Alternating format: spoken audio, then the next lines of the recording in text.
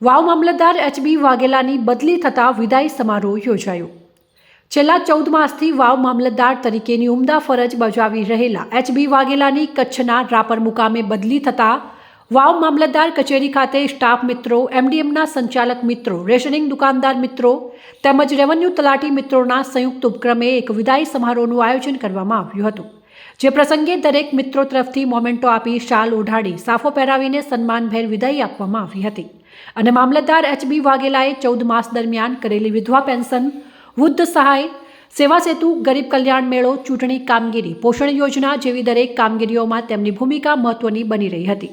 જે કામગીરીને બિરદાવવામાં આવી હતી અને જે પ્રસંગે મામલતદાર કચેરીના સ્ટાફ મિત્રો, વાવ તાલુકા ભાજપ પ્રમુખ પ્રકાશભાઈ વ્યાસ, સીડીપીઓ, વાવના મામલતદાર પુરવઠા ડી.આર. પટેલ, ઈશ્વરભાઈ પટેલ, સર્કલ ઓફિસર કાળા વિજયદાન ગઢવી, ઈશ્વરભાઈ સુથાર, સબ્બીરભાઈ પઠાણ તેમજ એમડીએમ, રેશનિંગ, રેવન્યુ તલાટી મિત્રો, સરપંચ મિત્રો અને પત્રકાર મિત્રો બહોળી સંખ્યામાં હાજર રહ્યા હતા.